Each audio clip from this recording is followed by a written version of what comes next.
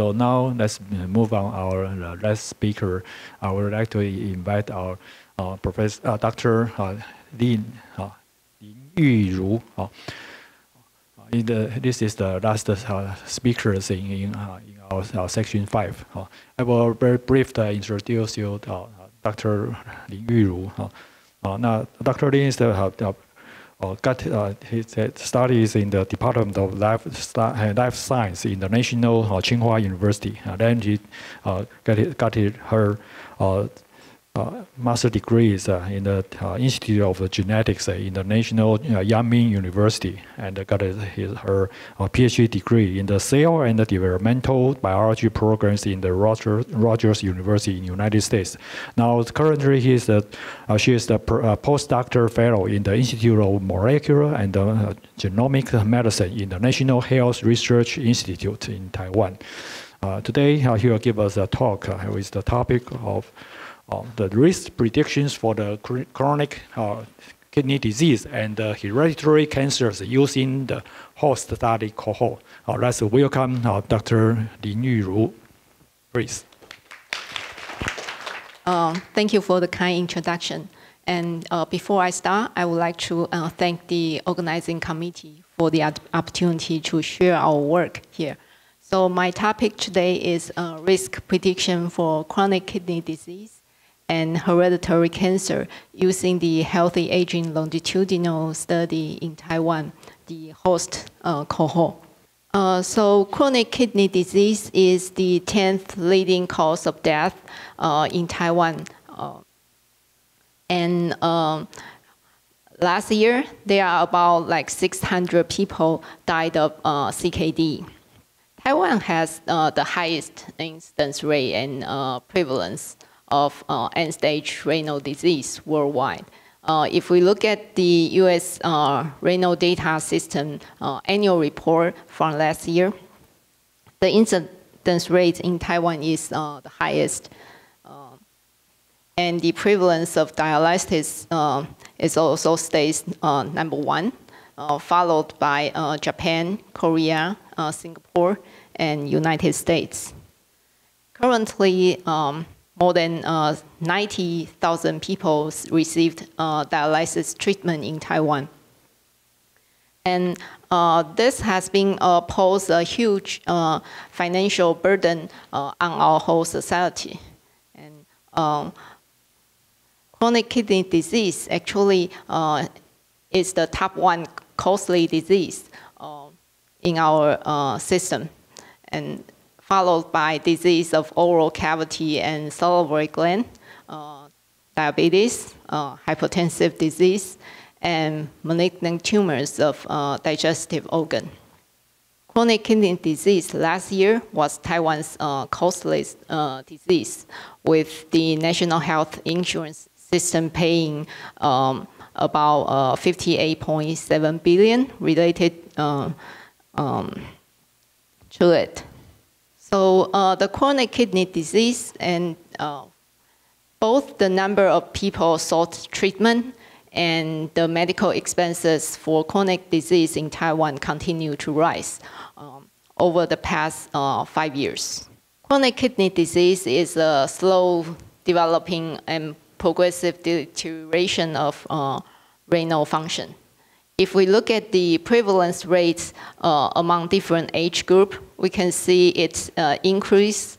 However, when it reached the age of 50, it's increased drastically. And even for the adults older than 65, it estimated to, the prevalence rate is estimated to be more than 37%.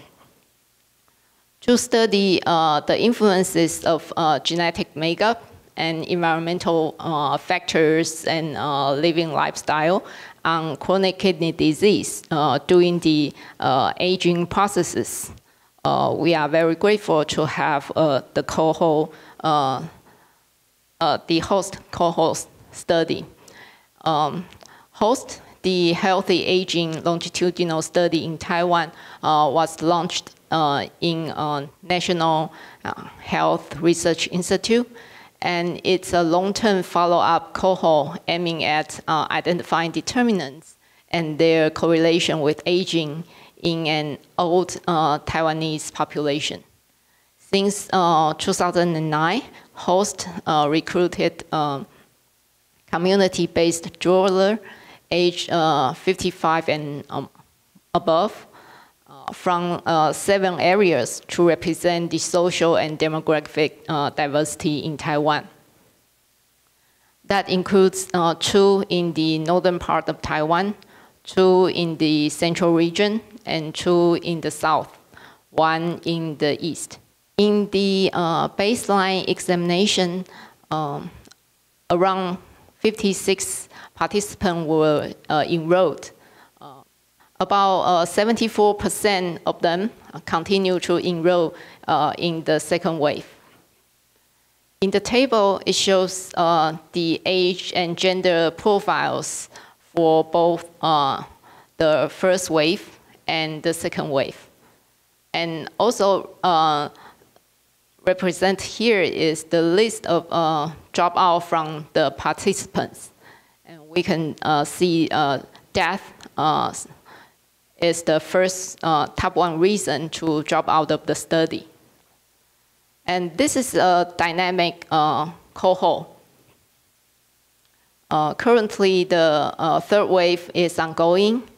And according to the dropout rate, we estimated there will be 3,300 people followed along the 3 waves. The host collected lifestyle, clinical, and genotype data. So starting from 2009, the participant was first recruited by home visit interview. And then after that, a clinical examination will be performed in the hospital. And laboratory analysis will be underway with blood and urine samples. And each year, there will be a telephone questionnaire follow-up. A data linkage to the National Health Insurance Database, the Cancer Registry, and the National Health Registry allows a tracking to the participants' health-related incidents.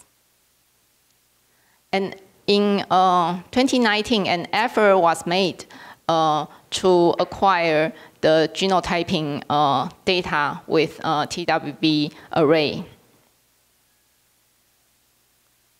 Starting from 2021, our project decided to leverage the host cohort with emerging technique, including Illumina Nova 6000 and the NVIDIA GPU.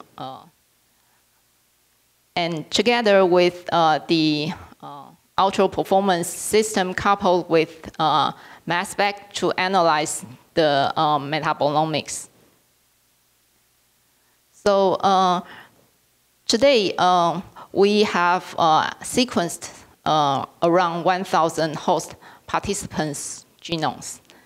And a study on the on these data will provide genomic profiling and metabolomic profilings to facilitate the understanding of the underlying biology in the aging processes. We decided to take a preventive perspective on the chronic kidney disease project. So we leverage the with our genomic profiling to assess the hereditary risk of developing chronic kidney disease by developing a polygenic risk score, PRS, for that. Case was defined as EGFR lower than 60, and the albuminuria is higher than 30. And also, the participant maintains the loss of renal function in both first wave and second wave. And for the control, we defined with the eGFR higher than 90, and together with the albumin urea level less than 30. So a selection of 306 CDK case and 268 controls was recruited in our study. So to start a polygenic risk score development, we need to, the first step is GWAS analysis. So we, after gathered the whole genome sequence data, we went through a series of quality control, including per sample QC for the gender check, the heterozygosity, and the relatedness among the samples. And for per marker QC, we did Hardy-Weinberg disequilibrium test, and followed with PCA analysis. In the end, 7.5 million variants pass the QC processes. And after that, only 683 markers have the GWAS p-value below 10 to the minus 1. After that, we perform variant annotation analysis and pathway enrichment analysis. If we take the SO82 expression as an example, the variant annotation reported that SO82 expression is associated with clear cell renal cell carcinoma. And from the pathway analysis revealed that 18 markers in 15 genes are associated, or maybe we should say enriched, in soft tissue lesion pathways. And however, the association of these markers with the kidney functions and how they involve in modulating kidney function still remain to be explored. So finishing the GWAS analysis, we collect the effect size from that. And to select a set of susceptibility SNPs, we follow the following criteria, selection criteria. Begin with a p-value less than 10 to the minus 3, and a clumping process to keep the most significant SNP within each linkage disequilibrium block. And next, we keep the SNPs with odds ratio higher than 0.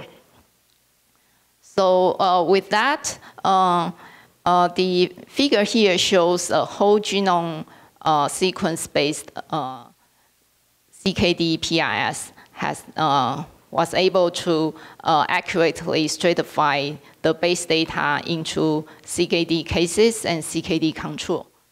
So next, we will do model testing, validation, and compare its predictability with array-based CKD PIS.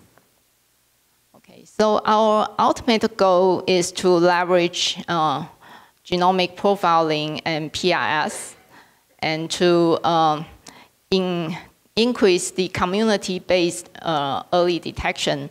And hopefully this would empower the community residents to develop self-management knowledge for CKD. So in addition, we also try to evaluate the utility of whole genome sequence to predict cancer risk. And with 1,000 whole genome sequence from HALST, we decided to follow the idea of CDC Tier 1 genomic application. So which was defined by CDC Office of Public Health Genomics as those having significant potential for positive impact on public health based on available evidence-based guidelines and recommendations. So we look for variants that's associated with known autosomal dominant disease, and it was being suggested that would increase the risk of breast cancer, ovarian cancer, or colon cancer, and additionally to increase the risk of heart attack and stroke. Comparing with the study in Healthy Nevada project, among 26 or almost 27 participants, they have come to a discovery carrier rate of 1.33%. For the all three CDC Tier 1 conditions. And in our study, we come to the carrier rate of 0.89%, and the low carrier rates in HALST genomic study might be partly due to the fact that the individuals with severe illness was, including the cancer under treatment, was excluded. So our conclusion is the application of whole genome sequence analysis enable to address the genetic conditions affected by both monogenic and polygenic variants, as in CDC Tier 1 screening and the PRS development in CKD respectively. And our pilot study facilitated the use of genomic profiling and PRS to implement community-based preventive medicine and raise the awareness for people to manage their risk of disease preemptively. So our take-home message is most geriatric syndrome and complex chronic disease develops over time and involves behavioral, clinical, genetic, and metabolomic factors. And a comprehensive mechanistic insights will require a prospective cohort, such as the Healthy Aging Longitudinal study in Taiwan, to provide information as the disease developed. So the HALST cohort starting from 2009 with behavioral and clinical data collection. And in 2018, genotyping data was collected. And starting from 2021, whole genome sequence and metabolomics data was collected. And we are hoping analyzing the whole genome sequence data and metabolomics data will lead us to better understand the aging processes.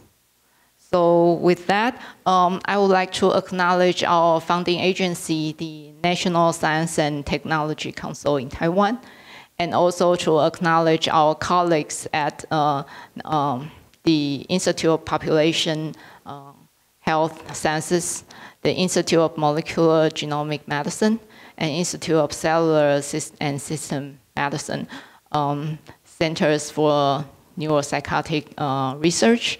And foremost, I would like to acknowledge our former president, Dr. Liang Genyi, for his leadership in this project. And also, I want to thank Dr. Xiong Zhao and Dr. Xu Zhicheng for their leadership and vision to establish the HALST cohort. So with that, I thank you for your attention. Let's thanks Dr. Lin Yulu give us an excellent talk about the risk predictions of the CKD and the hereditary cancer using the HALST cohort.